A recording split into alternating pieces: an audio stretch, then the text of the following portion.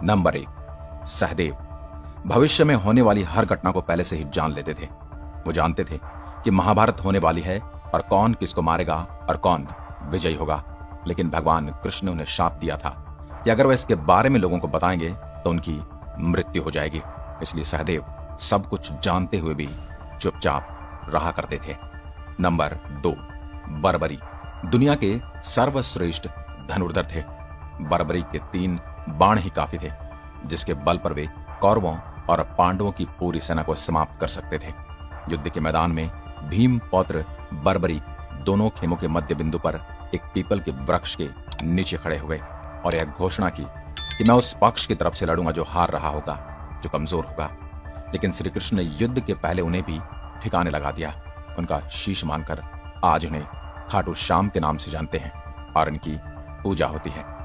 Number 3, Mahabharat युद्ध में संजय। वेदादि विद्याओं का अध्ययन करके वे धृतराष्ट्र की राजसभा के सम्मानित मंत्री बन गए थे। आज के दृष्टिकोण से वे टेलीपैथिक विद्या में पारंगत थे। कहते हैं कि गीता का उपदेश 2 लोगों ने सुना, एक अर्जुन और दूसरा संजय। सैकड़ों किलोमीटर दूर बैठे संजय ही धृतराष्ट्र को युद्ध का वर्णन प्रतिदिन सुनाते थे। नंबर 4, गुरु द्रोणाचार्य के पुत्र अश्वत्थामा। ये हर विद्या में पारंगत थे। वे चाहते तो पहले दिन ही युद्ध का अंत कर सकते थे, लेकिन कृष्ण ने ऐसा कभी होने नहीं दिया। श्री कृष्ण यह जानते थे कि पिता पुत्र की जोड़ी मिलकर ही युद्ध को समाप्त कर सकती है। दोनों के पास अति संहारक क्षमता वाले अस्त्र और शस्त्र थे, लेकिन श्री कृष्ण को अपनी नीति से द्रोणाचार्य का वध करवाना पड़ा। नंबर 5, कर्ण।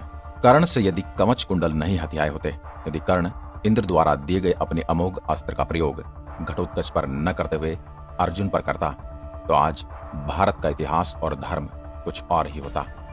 कर्ण के कवच कुंडल होना उसके रहस्यमय व्यक्तित्व का परिचायक था। नंबर 6, पवन पुत्र भीम। कुंती और वायु के पुत्र थे भीम, अर्थात पवन पुत्र भीम। भीम में 1000 हाथियों का बल था। युद्ध में भीम से ज्यादा शक्तिशाली उनका पुत्र घटोत्कच ही था। घटोत्कच का पुत्र बर्बरीक था। भीम ने ही दुर्योधन की जंगा उखाड़कर फेंक दी थी और उससे पहले उसी ने ही जरासंध को भी बीच से चीर दिया था। उसी ने ही दुशासन के जीवित रहते रहते उसके हाथ और पैर उखाड़ दिए थे। नंबर 7, घटोत्कच। माना जाता है कि कद काठी के हिसाब से भीमपुत्र घटोत्कच इतना विशालकाय था कि वह लात मारकर रथ को कई फुट पीछे फेंक दिया करता था और सैनिकों को तो वह अपने पैरों से कुचल देता था। भीम की असुर पत्नी हिडिंबा से घटोत्कच का जन्म हुआ था। हिडिंबा एक मायावी राक्षसी थी और उसने संपूर्ण ज्ञान अपने पुत्र घटोत्कच को सिखाया था। नंबर 8, अभिमन्यु। अभिमन्यु ने अपनी मां सुभद्रा की कोख में रहकर ही संपूर्ण युद्ध विद्या सीख ली थी।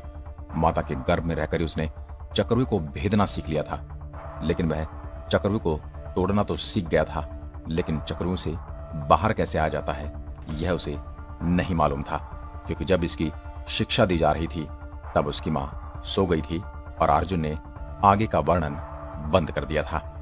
नंबर 9, पितामह भीष्म। शांतनु और गंगा के पुत्र भीष्म का नाम देवव्रत था। इनको इच्छा मृत्यु का वरदान प्राप्त था। वे स्वर्ग के 8 वसुओं में से एक थे, जिन्होंने एक श्राप के चलते मनुष्य योनि में जन्म लिया था और उन कष्टों को भोगा था जिन कष्टों को उन्हें भोगने के लिए यहां भेजा गया था। नंबर 10, दुर्योधन। दुर्योधन का शरीर वज्र के समान कठोर था, जिसे किसी धनुष या अन्य किसी हथियार से भेदा नहीं जा सकता था। लेकिन उसकी जांग श्री कृष्ण के चलते प्राकृतिक ही रह गई थी, क्योंकि श्री कृष्ण ने ही उसे बताया था कि अपनी मां गांधारी के समीप जाने से पहले उसे कम से कम केलों के पत्तों से अपनी जांग और विशेष अंग को तो ढक ही लेना चाहिए। इसी कारण भीम ने उसकी जांग पर प्रहार किया और अंत में युद्ध का समापन किया। नंबर 11, जरासंध। जरासंध एक बहुत ही महान योद्धा था। उसने कई बार मथुरा पर आक्रमण किया था और कई बार उसने द्वारका पर भी चढ़ाई की थी। जरासंध का शरीर 2 फाड़ करने के बाद पुनः जुड़ जाता था, क्योंकि उसकी उत्पत्ति ही ऐसे हुई थी। क्योंकि वह 2 गर्भ से जन्मा था और दोनों गर्भों से अलग अलग हिस्से को जोड़कर ही जरासंध का जन्म हुआ था। तब श्री कृष्ण ने भीम को इशारों में समझाया कि उसे 2 फाड़ करने के बाद दोनों फाड़ को एक दूसरे की विपरीत दिशा में फेंक दिया जाए तो वह फिर नहीं जुड़ पाएगा, और इस प्रकार भीम ने जरासंध का भी अंत किया था। नंबर 12, बलराम। बलराम सबसे शक्तिशाली थे। यदि वे महाभारत के युद्ध में शामिल होते तो सेना की आवश्यकता ही नहीं पड़ती। दरअसल बलराम का संबंध दोनों ही पक्षों से घनिष्ठ था। दुर्योधन और भीम दोनों ही इनके गदा युद्ध में शिष्य भी रह चुके हैं और दुर्योधन तो बलराम का प्रिय शिष्य रहा है। बलवानों में श्रेष्ठ होने के कारण उन्हें बलभद्र भी कहा जाता है। कहते हैं जब दुर्योधन ने श्री कृष्ण पुत्र सांब को बंदी बना लिया था तो बलराम ने अपने हल से हस्तिनापुर की धरती को हिलाकर चेताया था कि यदि समझौता नहीं किया गया तो इस नगरी को उखाड़ कर फेंक दूंगा। दुर्योधन बलराम के इस धमकी से डर गया था और उन्होंने सांब को छोड़ दिया था। नंबर 13, इरावन। यह सुनने में अजीब है कि युद्ध के लिए अर्जुन के बेटे इरावन की बलि दी गई थी। बलि देने से पहले उनकी अंतिम इच्छा थी कि वह मरने से पहले विवाह करना चाहते हैं, लेकिन इस विवाह के लिए कोई भी लड़की तैयार नहीं थी क्योंकि शादी के तुरंत बाद उसके पति को मरना था। इस स्थिति में भगवान कृष्ण ने मोहिनी का रूप लिया और इरावन से विवाह किया, बल्कि एक पत्नी की तरह उसे विदा करते हुए रोए भी। यही रावण आज देश भर के किन्नरों का देवता है। नंबर 14, एकलव्य। एकलव्य का नाम तो आपने सुना ही होगा।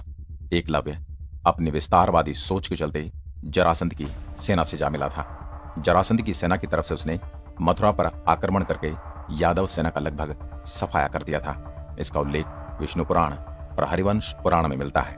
कहते हैं कि महाभारत के युद्ध के पहले श्री कृष्ण ने एकलव्य को भी युद्ध करके निपटा दिया था, अन्यथा वह महाभारत में भी कोहराम मचाता। एकलव्य के वीरगति को प्राप्त होने के बाद उसका पुत्र केतुमान सिंहासन पर बैठा और वह कौरवों की सेना की ओर से पांडवों के खिलाफ युद्ध में लड़ा। महाभारत युद्ध में वह भीम के हाथों मारा गया।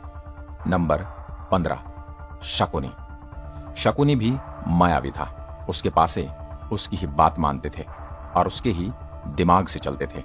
युद्ध में शकुनी ने श्री कृष्ण और अर्जुन को मोहित करते हुए उनके प्रति भयंकर तरीके से माया का प्रयोग किया गया था। शकुनी की माया से अर्जुन की ओर हजारों तरह के हिंसक पशु दौड़ने लगे थे। आसमान से लोहे के गोले और पत्थर गिरने लगे थे। कई तरह के अस्त्र शस्त्र सभी दिशाओं से आने लगे थे।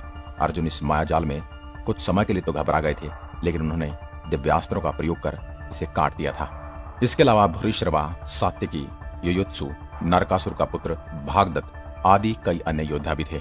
इस तरह हमने देखा कि महाभारत में कई तरह के विचित्र और मायावी योद्धा थे, पर हमने उनमें से कुछ एक का वर्णन आपके सामने किया है। अगर आप भी ऐसे किसी योद्धा को जानते हैं तो हमें कमेंट में लिखकर जरूर बताइए।